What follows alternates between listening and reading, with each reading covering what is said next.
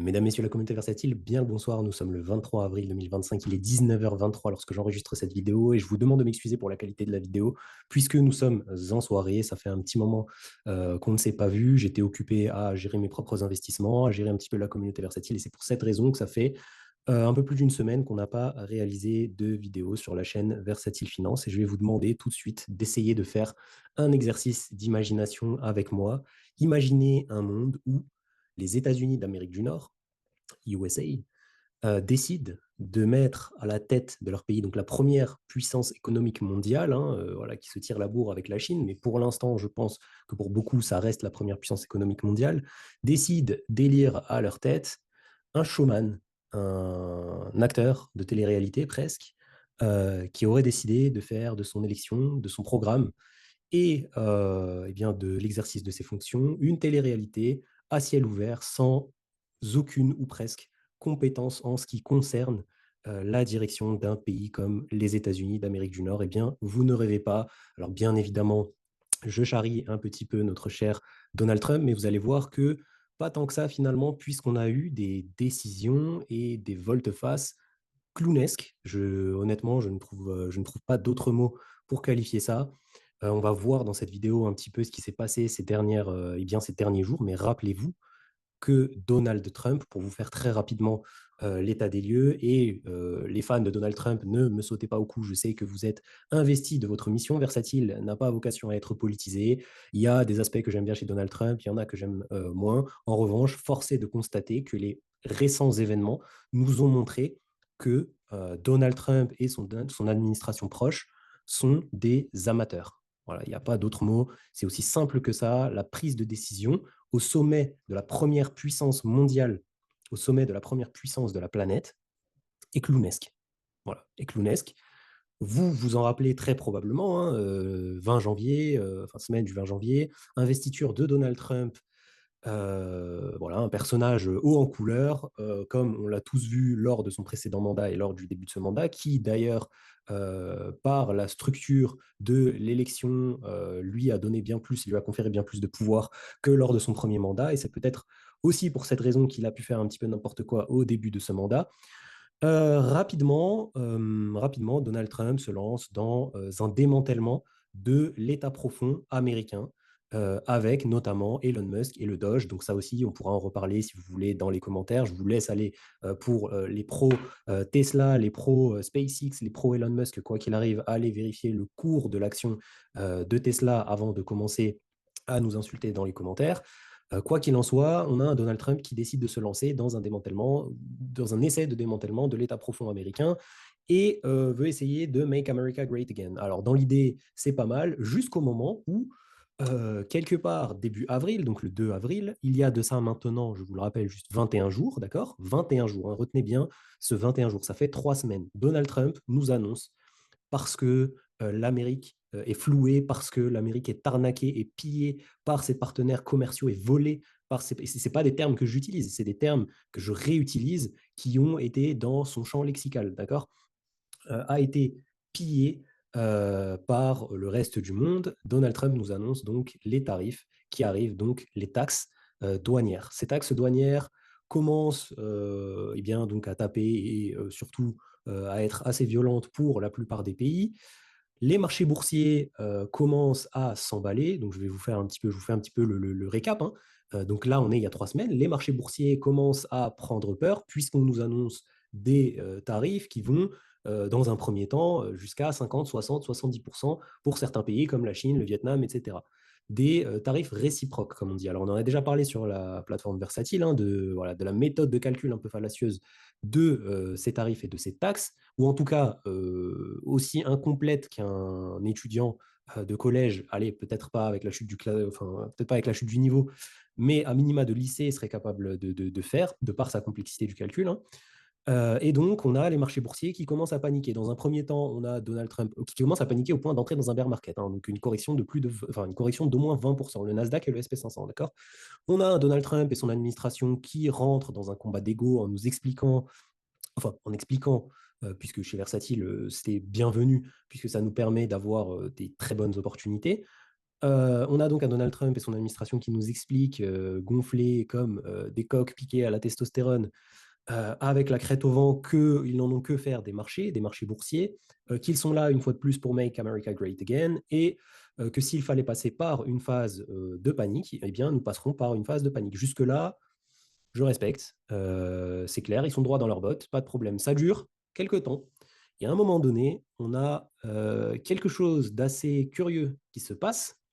On a, en plus de la chute des marchés boursiers et au gré des frasques de Donald Trump, qui de jour en jour décide d'ajouter des tarifs, puisqu'on a la guerre avec, voilà, avec la Chine qui ne cesse de s'envenimer, puisque bien évidemment la plupart des pays ont commencé à se coucher, là où effectivement en Europe on a eu quand même une certaine défiance à minima au début, mais surtout en Chine, où on a eu un président chinois qui a géré la situation, une administration chinoise qui a géré la situation de manière tout à fait honorable, en répliquant, ne se laissant pas faire donc, et en allant dans sa zone géographique négocier directement des traités, des décrets avec les pays avoisinants, notamment le Vietnam, la Malaisie, l'Indonésie.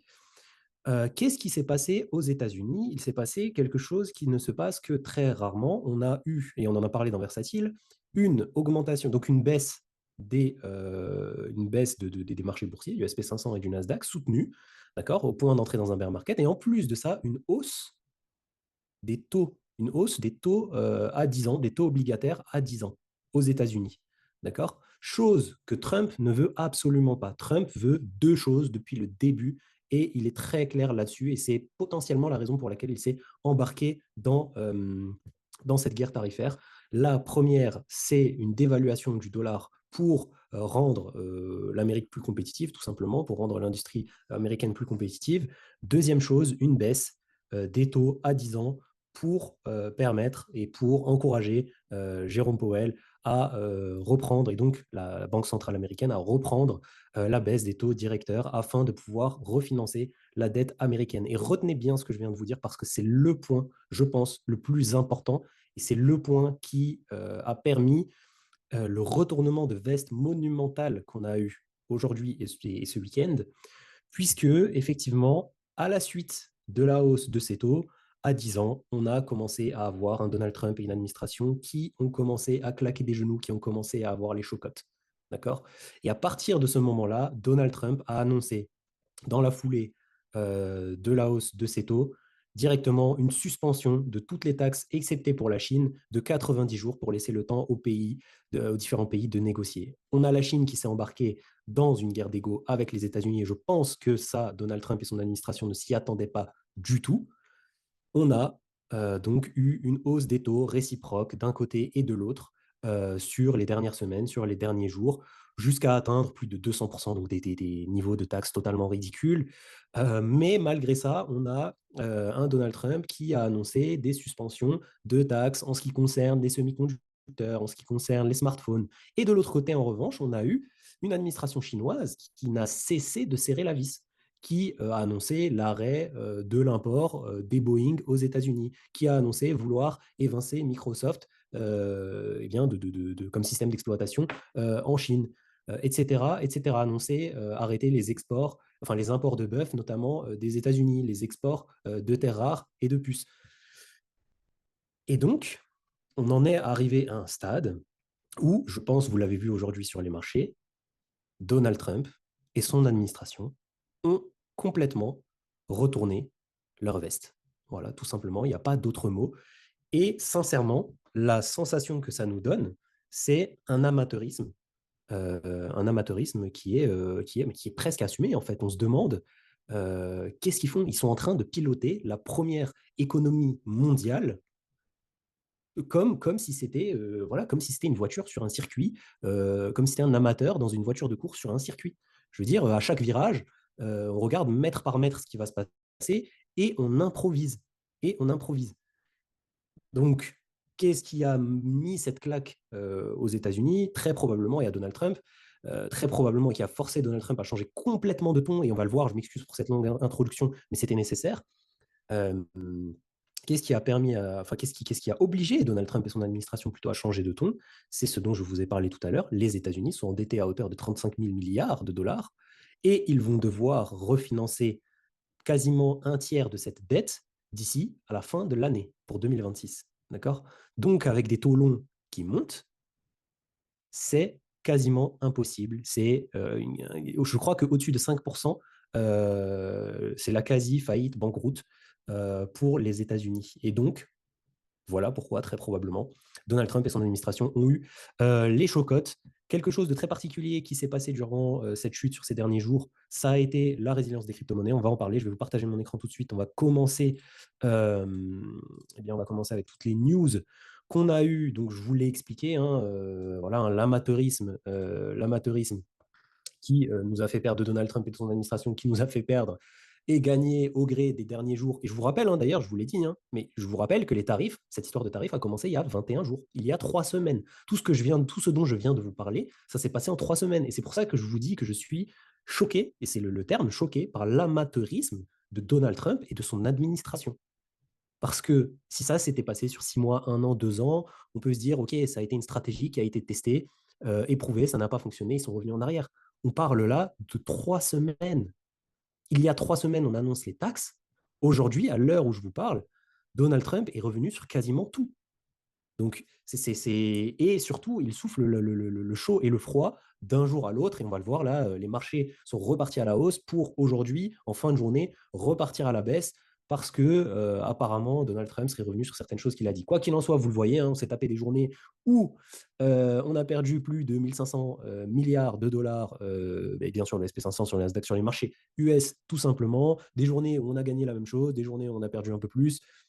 Voilà, vous l'avez vu, je pense que vous n'étiez pas dans une grotte durant tout ce temps.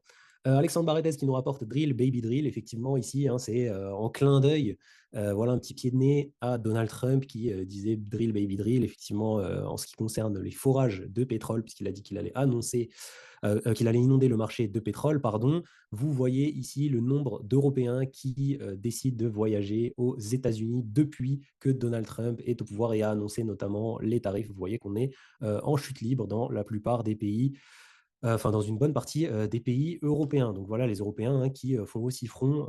Et j'ai l'impression effectivement que l'ensemble des pays actuellement sont ensemble. C'est les pays, enfin les États-Unis versus le reste du monde. Et on a du mal à comprendre pourquoi est-ce que les États-Unis font ça dans un monde qu'ils ont eux-mêmes créé, modelé, façonné de capitalisme mondialisé. Voilà, tout simplement, dans un monde de capitalisme mondialisé, ils ne pourront pas survivre seuls.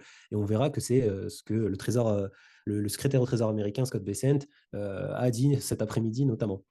Alexandre Barides, toujours, qui nous rapporte que l'euro et le franc suisse ont fait office de devise refuge face au dollar ces dernières semaines. On pourra le regarder au cours de l'analyse technique. En ce qui concerne les différentes analyses techniques, justement, et puis les différentes actions qui font partie du SP500 et du Nasdaq, ici, on a Nvidia et on a ici Jack Wu Jastic qui nous dit pour le bien du marché entier, espérons que ça n'arrivera pas puisqu'on a cette droite de tendance ici de support sur Nvidia et on voit bien qu'un pullback qui a eu lieu régulièrement, la dernière fois août 2023, avant ça plutôt en 2020, 2019. Effectivement, on a cette droite de support ici qui serait aux alentours des 60-70 dollars. Vous allez voir que c'est un niveau dont on n'était pas non plus extrêmement loin durant le plus fort de la correction. Bien évidemment, phase d'incertitude, je vous en ai parlé, je vous en ai reparlé, on en parle sur Versatile régulièrement, l'or fait office de valeur refuge. L'or vient d'atteindre un nouveau record historique à 3300 dollars l'once, plus 25% depuis le 1er janvier, on les a dépassés depuis. Warren Buffett, toujours en cash, incroyable, Warren Buffett qui a senti venir la correction. Alors bien évidemment, on était sur des niveaux de PER qui étaient beaucoup trop élevés pour Warren Buffett qui, lui, préfère investir sur effectivement ses ratios de valorisation. Eh bien, il a tellement de cash actuellement qu'il peut acheter 476 des entreprises du SP500. Alors, bien évidemment, il ne peut pas acheter les 476, mais il a assez de cash pour se permettre d'acheter une des 476 entreprises du SP500 dans son fonds d'investissement Berkshire Hathaway. Donc, c'est une gestion qui est bien, totalement incroyable pour quelqu'un qui a 90 ans. Passer l'or toujours qui outperforme effectivement en termes de performance le SP500 sur les 20 dernières années, et ça, c'est dividendes inclus. Donc, performance assez incroyable pour l'or. L'or actif refuge sur la journée d'aujourd'hui, notamment dans le début d'après-midi quand on a eu toutes les bonnes news du côté des États-Unis. L'or qui a bien dégonflé. On va voir si effectivement là, il a récupéré une partie de la baisse, mais je l'ai laissé sur un moins 3%. Donc voilà, l'or qui fait des phases d'aplat pendant les périodes de tranquillité, de stabilité, et qui nous fait des bull runs pendant les périodes d'incertitude. Attention à vous, ne vous brûlez pas les ailes. Sur l'or, justement, je pense qu'on est en train d'entrer dans une phase parabolique qui me fait penser à la fin de bull run en crypto-monnaie. Donc, attention à ce que vous faites avec les investissements sur l'or. Donc voilà, justement, j'en parlais. Money Radar qui nous dit l'or est en pleine montée parabolique. Les chiffres sont délirants, plus 17% seulement 10 séances de trading. L'or, c'est 22 000 milliards de dollars. Hein. Donc, je vous laisse imaginer la quantité de cash qu'il faut pour faire bouger d'1% le cours de l'or, hein, plus 17% en 10 séances. D'accord. RSI au plus haut depuis 1980, donc clairement zone de surachat au niveau de l'or. Quand ça va dégonfler, ça va faire mal. Et rassurez-vous, ça va dégonfler. D'accord. Comme le marché du DAX, quand on a annoncé ici chez Versatile qu'il allait dégonfler à un moment ou à un autre pour revenir sur sa moyenne mobile 20 en hebdomadaire, il y a beaucoup de gens qui nous ont dit qu'on se trompait, qu'on n'investirait jamais, etc., etc. La réalité, c'est que finalement, le DAX a dégonflé. C'est toujours pareil. Lorsqu'on est en zone de surachat au niveau du RSI, notamment en hebdomadaire ou en mensuel, on va dégonfler et on va dégonfler sérieusement. Voilà. Donc très loin au-dessus de sa moyenne mobile à 21 jours. L'or explose tous les records avec plus de 2 milliards d'achats sur les contrats futurs en une seule matinée et des programmes d'achat massifs liés à la dédollarisation du monde. Ce qu'il faut comprendre avec ce chiffre, c'est que le métal jaune est sévèrement suracheté sur le plan technique. Justin, donc ça c'était pendant les élucubrations de. Enfin, c'est un tweet qui date en réalité d'hier, hein, mais oui, pendant les élucubrations de notre cher ami, je ne vais pas manquer de respect et aller jusqu'à dire clown, mais Donald Trump, la Chine qui a essayé de renforcer, alors je ne sais pas ce qu'il en sera, hein, mais la Chine qui essaye de renforcer ses liens, ses relations avec, notamment économiques, avec l'Europe et l'Union européenne sur fond de guerre économique avec les États-Unis. Bien évidemment, hein, on est sur le même continent que les Chinois, donc ça fait quand même plus de sens de se rapprocher d'eux plutôt que de nos chers amis américains. Alors, effectivement, ça c'est quelque chose dont je ne vous ai pas parlé dans l'introduction et c'est une news qu'on a eue effectivement hier soir en fin de soirée du côté, donc à 11h30 hein, du côté européen. Mais effectivement, on a un Donald Trump également en parallèle de sa guerre commerciale avec le reste du monde et comme, ça ne suffit, et comme si ça ne suffisait pas, pardon, s'est lancé dans une guerre avec son propre banquier central, son propre chairman de la Banque centrale américaine, donc de la Fed, Jérôme Powell puisque d'après Donald Trump, selon Donald Trump, les taux ne baissent pas assez vite à son goût. Et il a clairement appelé Jérôme Powell, donc rappelons-le, hein, c'est le président de la première puissance mondiale, hein, Donald Trump, donc c'est le président des États-Unis, a appelé Jérôme Powell par des noms d'oiseaux, très clairement, sur son propre réseau social, donc le directeur de la Banque centrale américaine. Parce que Jérôme Powell ne veut pas baisser les taux tout de suite et qu'il est trop tôt. L'inflation n'est pas encore sous contrôle aux États-Unis, n'est pas encore au niveau que la Fed souhaite. Et le chômage n'est pas en train de s'emballer. Donc, il n'y a pas de raison pour Jérôme Powell de baisser les taux pour l'instant. Et donc, on a eu un engagement dans une guerre. Normalement, c'est un organisme indépendant, la Fed aux États-Unis. Et on a des rumeurs, c'est devenu un secret de polichinelle hein, ces derniers jours, selon lesquels Donald Trump, qui ne peut pas normalement virer Jérôme Powell avant l'arrivée du terme de son mandat, donc qui sera en 2026, on a eu des rumeurs ces derniers jours que Donald Trump cherchait une solution pour virer Jérôme Powell, ce qui a contribué à rajouter grandement de l'instabilité au niveau des marchés, notamment au niveau des taux obligataires à 10 ans aux États-Unis. D'accord. Et donc, on a eu revirement de situation une fois de plus. Donald Trump qui nous dit qu'il n'a aucune intention finalement de virer Jérôme Powell, que s'il lui a envoyé ses petits noms d'oiseaux, c'était purement amical. Dans la foulée, on a eu Trump qui nous a dit que les taxes chinoises allaient être diminuées de manière substantielle, pas aller à zéro, mais allaient être diminuées de manière substantielle. Plus tard dans la journée, on a eu des nouvelles comme quoi ça allait être diminué probablement d'au moins 50%. Le nouveau président de la SEC, Paul Atkins, donc c'est le gendarme financier, hein, la SEC aux États-Unis. Paul Atkins, qui est extrêmement pro-crypto-monnaie d'ailleurs, et le nouveau responsable de la SEC, a été intronisé. Et donc ça, c'est Walter Bloomberg voilà, qui nous rapporte effectivement ce que je vous disais tout à l'heure, hein, les taxes sur la Chine ne seront plus aussi élevées que 145%. Ils n'iront pas à zéro, mais ils vont être diminués de manière substantielle. On a Scott Bessent, et ça, c'est quelque chose, enfin ça, c'est un retournement de veste par rapport au son de cloche qu'on a depuis 3 semaines, qui est, mais comment, enfin, comment comment ces personnes peuvent se regarder dans un miroir après avoir fait tout ça, je ne comprends pas. Secrétaire au Trésor américain qui nous dit aujourd'hui America First, donc le Make America Great Again, hein, America First, ne veut pas dire America Alone, ne veut pas dire Amérique seule. Donc, on se lance dans un pugilat avec le reste du monde, on se prend le contre-coup, on se rend compte finalement, bien que si, que les marchés, ça compte, que les taux obligataires, ça compte, qu'on n'est peut-être pas les plus musclés, les plus baraqués de la cour de récréation. Et ensuite, on vient dire devant toute la classe que non, mais vous savez, si je disais que je voulais être premier, ça ne veut pas dire être premier tout seul. Mais c'est le revirement de situation, le retournement de veste est incroyable. Franchement, je ne sais pas combien de fois je l'ai dit dans cette vidéo, et je m'en excuse parce que c'est une longue vidéo et ça doit être une longue vidéo. On a beaucoup de choses à traiter, notamment sur l'analyse technique tout à l'heure et vis-à-vis des crypto-monnaies. Mais le retournement de veste là est exceptionnel.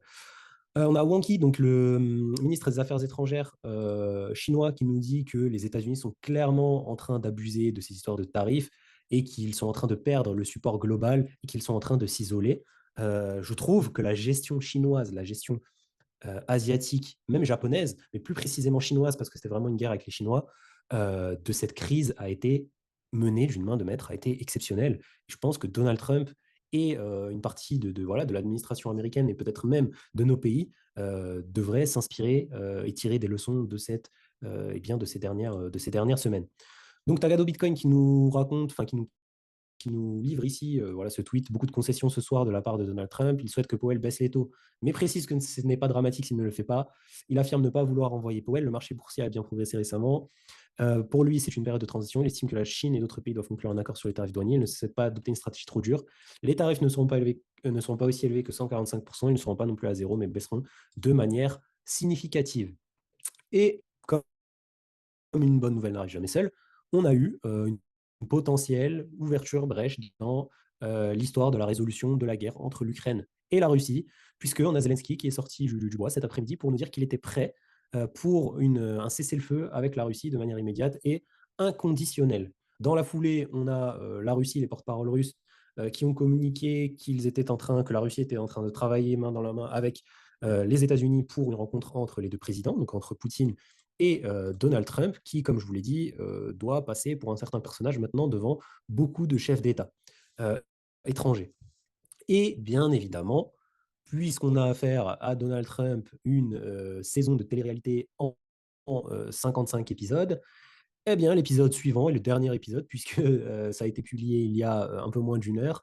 On a Scott Bessent qui nous rapporte que le président Trump n'a finalement pas offert aux Chinois de diminuer les tarifs de manière unilatérale. Il nous explique que la balle est dans le camp chinois et que trouver un deal pourrait prendre 2 à 3 ans et que c'est aux Chinois de répondre maintenant à ça. Ce à quoi les marchés qui avaient rebondi suite à toutes les nouvelles que je viens de vous lire, et j'en suis désolé si c'était un petit peu dense, qui avaient rebondi pour le SP500 de 2,5 jusqu'à 3% pour le Nasdaq, eh bien, on va le voir tout à l'heure, là, sont revenus en territoire neutre. En tout cas, on retraçait une partie de la hausse qui a été réalisée à la suite de ces nouvelles. On passe tout de suite sur les crypto-monnaies.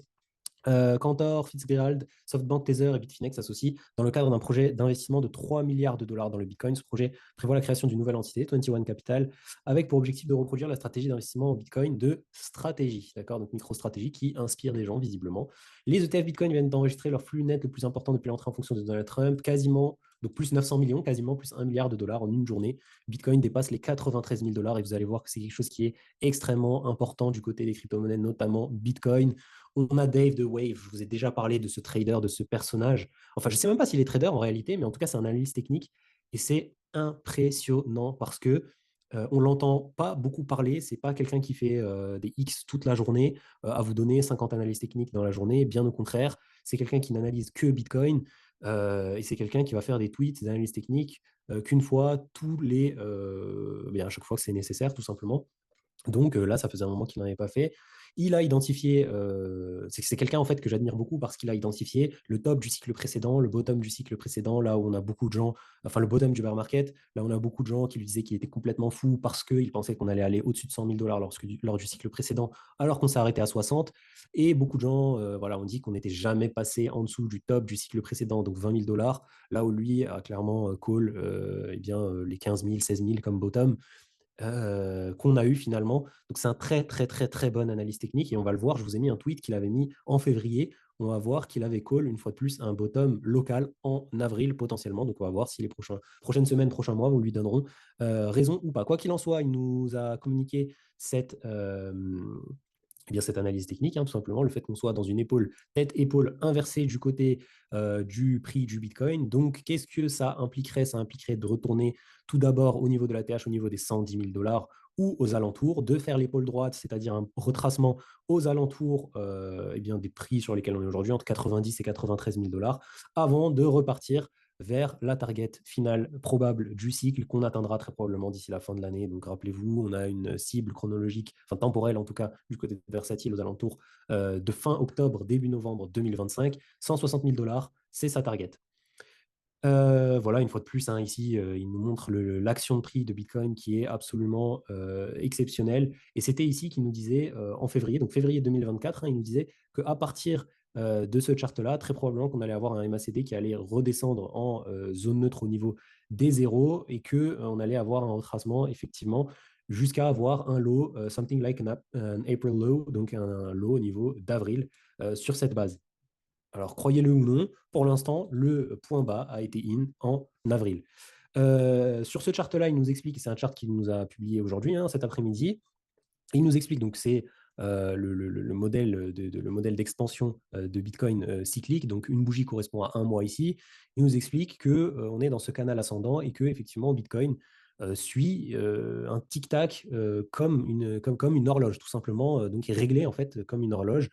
Et ça vient corroborer effectivement sa thèse de tout à l'heure en ce qui concerne les 160 000, puisque on aurait un retour proche du haut de ce canal d'ici à la fin de l'année. Effectivement, vous le voyez, c'est au niveau, le haut du canal est proche des 160 000 dollars, donc ça target. Que ce soit 160 000, 170 000, 180 000, on peut même potentiellement, dans des phases d'excès vraiment puissantes, si on a tous les astres qui s'alignent d'un point de vue macroéconomique, aller même jusqu'à proche des 200 000 dollars. En réalité, votre stratégie doit être prête sur les altcoins pour prendre un maximum de profit et profiter de la prochaine phase haussière qui risque d'être extrêmement violente. C'est pas dit que chez Versatile, on attende jusqu'à la fin de l'année pour prendre nos profits, bien au contraire. Donc on a CryptoPixel ici qui nous appuie ce que je vous disais tout à l'heure. On est en train d'assister à un renversement de tendance du côté des ETF spot sur le BTC. Dernièrement, on observait majoritairement des sorties, mais depuis quelques années, depuis quelques jours, pardon, on assiste à nouveau à des entrées assez significatives. 107 millions, 0 le 18 avril, puisque c'était un jour férié aux États-Unis, chez nous aussi d'ailleurs. 380 millions le 21 avril et le 22 avril, 912 millions de dollars d'entrée. Donc voilà, on a les ETF qui se retournent. Et ça, c'est quelque chose auquel j'aimerais vraiment vous sensibiliser. Je me rappelle quand les ETF sont arrivés, il y a beaucoup de gens qui ont dit que ça y est, on était arrivé dans un super cycle. Et j'ai entendu des gens récemment et des gros influenceurs sur YouTube, crypto, enfin des gros analystes, influenceurs, appelez ça comme vous voulez, nous expliquer que effectivement, parce qu'on avait les ETF Bitcoin, probablement que la baisse serait moins lors du bear market importante que lorsqu'elle a été que ce qu'elle a été les derniers cycles. Je pense que ça ne sera pas le cas, d'accord? Puisque les ETF, en réalité, ce ne sont pas les institutionnels qui achètent ou qui vendent. Les ETF, les institutionnels, les proposent au retail, aux États-Unis ou aux différents pays. Et les institutionnels, eux, prennent leur marge sur la gestion de ces ETF. Donc, que vous voyez ici, les frais. D'accord? Donc, que vous achetiez ou que vous vendez, le BlackRock, par exemple, prend 0,25%, peu importe l'ordre que vous allez passer. Donc, ils n'en ont que faire de la direction des ETF. D'accord? Donc, à mon sens, au contraire, les ETF sont détenus par des retails, notamment, et en grande partie en réalité, et des retails qui pourraient vendre massivement si on a une panique baissière, comme on pourrait l'avoir dans un bear market. Donc, je ne mets même pas ma main à couper que ça sera la même chose que les précédentes années, mais je ne mets pas ma main les précédents cycles, mais je ne mets pas ma main à couper non plus que ça sera totalement différent. D'accord? Je pense sincèrement qu'on peut avoir du moins 50, moins 60, moins 70% sur le cours du Bitcoin. Ça, ce n'est pas quelque chose qui me choquerait. On a Paul, Cryptoformation ici, qui nous explique que le range était réintégré. Donc, quel range, vous allez me dire? Donc, il parle d'une figure qui est assez connue qui s'appelle la réaccumulation de Wyckoff, qui est une figure cyclique. Selon ce que je vois, on a vécu une réaccumulation de Wyckoff et de nouveaux sommets sont à venir sur Bitcoin. D'ici 2 mois, les altcoins vont aussi suivre la partie, car chaque fois que Bitcoin fait x2, les meilleurs alts font des x3 à x10. C'est mon avis, effectivement, c'est le mien également. Et j'aurais même tendance à dire que je pense sincèrement que cette fois, sur cette phase haussière, les altcoins vont même surperformer plus largement, pour peu que vous soyez placé sur les bons altcoins une fois de plus, hein. Il est temps de se préparer à acquérir plus d'argent dans nos vies. Et effectivement, en réalité, alors attendez, est-ce qu'on ne peut pas avoir les deux graphes l'un à côté de l'autre? Non, on ne peut pas avoir les deux graphes l'un à côté de l'autre. Donc regardez le graphe de la réaccumulation de Wyckoff, hein. On le voit ici, on a un premier top, phase de correction, deuxième top, on a un genre de biseau descendant avec une phase, un excès baissier avant de repartir à la hausse. Vous allez voir à quel point c'est incroyable. On a premier top, correction, deuxième top, un genre de biseau descendant avec une phase un petit peu voilà, de survente, de sortie ici de ce canal, un break de ce support avant de repartir à la hausse. Et donc, effectivement, dans une phase haussière pour notre cher Bitcoin. Et donc ça, je voulais vous en parler. Effectivement, pourquoi je me mets à vous reparler de crypto-monnaie? Parce que vous le voyez sur la journée du 21 avril, par exemple, mais ça a été le cas sur les dernières journées en général, et même sur la dernière semaine, peut-être même les 2 dernières semaines, 1 500 milliards de dollars ont été wiped out, donc ont été effacés du marché américain, donc le 21 avril 2025. Donc grosse journée rouge, hein, vous le voyez. Dans le même temps, 60 milliards ont été ajoutés au marché crypto, avec un Bitcoin qui nous fait plus 3% sur cette journée. Là, on a un Nasdaq qui nous fait moins 3%. Donc, on a un Nasdaq sur la dernière semaine qui nous fait moins 10, et on a, ou moins 5, et on a un Bitcoin qui nous fait plus 5. Donc, on a un différentiel de 10% entre les deux, et donc une décorrélation entre Bitcoin et le Nasdaq. Et ça, c'est quelque chose qui sent extrêmement bon. On va le voir lorsqu'on va passer sur l'analyse technique d'ici quelques secondes. Toujours un Brian Feroldi ici qui nous fait des charts qui sont vraiment top et très simples à comprendre pour les investisseurs, notamment novices, et qui nous dit pour améliorer, pour augmenter vos chances de succès, eh bien, augmentez tout simplement votre période de holding. Rien ne sert de rentrer, de sortir des marchés. Effectivement, DCA, asseyez-vous sur vos positions et gardez vos positions sur plusieurs années. C'est le meilleur moyen, effectivement, de tirer des retours positifs des marchés, pour peu que, bien évidemment, que vous ayez choisi les bons actifs au départ. Très rapidement, je vous passe ici les probabilités, les Fed Funds futures, hein, donc les probabilités de voir les baisses de taux de la part de la Fed qui permettraient eh bien, qui diminuerait le coût de l'argent, tout simplement, hein, qui permettrait donc d'avoir plus de cash sur les marchés. Et donc le cash, à un moment ou à un autre, et on va le voir, hein, les réserves de cash mondiales, notamment américaines, sont en train d'augmenter et font des nouveaux ATH. Ce cash-là va se déverser, avec, il y a toujours un certain lag, hein, de 2 à 3 mois, va finir par se déverser dans les marchés, et les marchés risk-on, donc les marchés boursiers, les actifs risqués, avec comme finalité, bien évidemment, les crypto-monnaies. Alors, on n'a pas de pricing pour l'instant d'une baisse de taux lors du prochain meeting, donc qui aura lieu le 7 mai. En revanche, la prochaine baisse de taux est attendue pour le 18 juin. Alors, je vous le rappelle, hein, ça, c'est juste ce qu'attend le marché, donc c'est des probabilités. Ce n'est pas du tout ce que va faire Jérôme Powell, d'accord? Donc, sur la réunion du 18 juin, une baisse de taux. Sur la réunion du 30 juillet, une baisse de taux est attendue. Et ensuite, sur la réunion du 29 octobre, puis plus de baisse, tout simplement. Quoi qu'il en soit, d'ici à la fin de l'année, on devrait être entre 3,5 et 3,75%, ce qui nous ferait une baisse de 1% par rapport à là où on est maintenant. Du côté de la liquidation des crypto-monnaies, c'est quelque chose dont je voulais vous parler. Je voulais vous inciter à faire hyper attention dans le même sillage de lorsqu'on était sur les 80 000, les 78 000, d'ailleurs, même pas que les 80 000, les 78 000, on avait tout le monde qui nous expliquait qu'on allait aller à 55 000, mais il y avait beaucoup de longues à aller chercher au nord. Et donc, voilà, il y a beaucoup de gens qui ne se sont pas positionnés ou qui ont continué à shorter le marché, qui se sont fait short squeeze. Et on le voit ici sur la récente hausse, hein, tous les shorts qui ont été pris ici.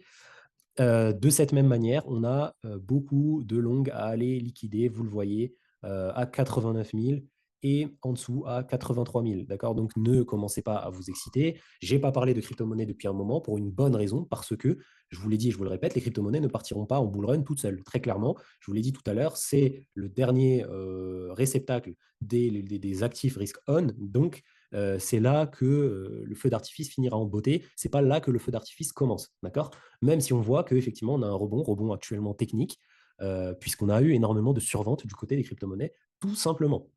Et on a potentiellement beaucoup de gens qui sont en train de se repositionner. Donc, j'ouvre tout de suite avec justement les crypto-monnaies, notamment Bitcoin. Vous le voyez ici, on a pas mal de verts sur la journée d'aujourd'hui et ça fait un moment que ça dure. Excellent du côté, eh bien, du côté de Bitcoin, tout simplement. On est en train de réintégrer en weekly, vous le savez, je regarde les charts en weekly. Ce range ici, on va essayer de le réintégrer en tout cas. Alors oui, vous pouvez prendre le range avec les mèches. J'aime pas trop faire ça en weekly. D'ailleurs, j'aime pas trop faire ça tout court. J'aime bien ne prendre uniquement que les corps de bougie. On le voit très clairement ici. Ce qui va être intéressant, c'est de voir si on clôture cette semaine au niveau de la moyenne mobile 20 en hebdomadaire, au-dessus ou en dessous. On pourrait se faire rejeter, pullback ici sur le top de ce support, de cette boîte d'accumulation à 86, avant de potentiellement repartir dans les prochaines semaines, comme on pourrait faire quelque chose comme on a fait ici. Hein. On pourrait tout simplement passer sur la moyenne mobile, latéraliser un petit peu, et puis ensuite partir sur la phase haussière. Quoi qu'il en soit, pas de panique pour l'instant, pas de FOMO plutôt, pour l'instant, du côté des crypto-monnaies. On le voit, la Bitcoin dominance pendant tout ce temps, elle, a continué de monter. Donc, les altcoins qui se sont clairement fait rect. Est-ce qu'on est arrivé sur un top au niveau ici de ces 64,4% en weekly ou pas? C'est quelque chose qu'il va falloir monitorer pour nos fameuses alt season, en effet. Le crypto total, il va falloir le surveiller puisqu'on est en dessous de la moyenne mobile 20, entre la moyenne mobile 50 et la moyenne mobile 20 en hebdomadaire. Le crypto total 2 qui est extrêmement dégradé, et ça en partie à cause d'Ethereum, et le crypto total 3 qui est un petit peu comme le crypto total, entre sa moyenne mobile 50 et la moyenne mobile 20 en hebdo. Donc pour l'instant, rien à signaler du côté des crypto-monnaies. Si vous n'êtes pas positionné, une fois de plus, pas de conseil en investissement, hein, mais en tout cas, moi, je ne me positionnerai pas maintenant. C'était lorsqu'on était effectivement sur les 600 milliards du côté du crypto total 3 ou du côté de BTC lorsqu'on était ici dans le bas de cette box à 78 000. Alors, c'est compliqué de se positionner sur cet excès ici, mais effectivement, dans cette box d'accumulation, là, on a quand même eu quelques semaines pour se positionner sur Bitcoin et sur les altcoins à bon prix. Là, maintenant, tout de suite, ce n'est pas quelque chose sur lequel j'ai envie de me positionner. Quelque chose d'important dont je voulais vous parler, c'est la monnaie supply M2 aux États-Unis. Vous le voyez, on est en train de faire un nouvel ATH et la monnaie supply, de toute façon, de manière globale, est en train de faire ATH sur ATH. Donc, cette monnaie supply va finir, ces réserves de cash, hein, tout simplement, vont finir par se déverser à un moment ou à un autre dans les marchés, et bien voilà, dans les marchés à risque, donc dans les marchés boursiers, puis dans les crypto-monnaies. Et je vous l'ai dit, au niveau de la macroéconomie, on est extrêmement bien orienté pour avoir un cycle haussier. Alors combien de temps il durera, ça je ne sais pas. Quoi qu'il en soit, on est extrêmement bien positionné pour avoir un cycle haussier qui pourra durer voilà, plusieurs semaines, peut-être quelques mois. Ça peut être un cycle haussier qui sera éclair. Et voilà ce qui a eh bien, tout simplement freiné et fait peur actuellement à Donald Trump et aux États-Unis et à son administration. Hein. C'est la dette américaine qui s'élève aujourd'hui à 36 000 milliards en association avec ces taux à 10 ans, comme vous pouvez le voir.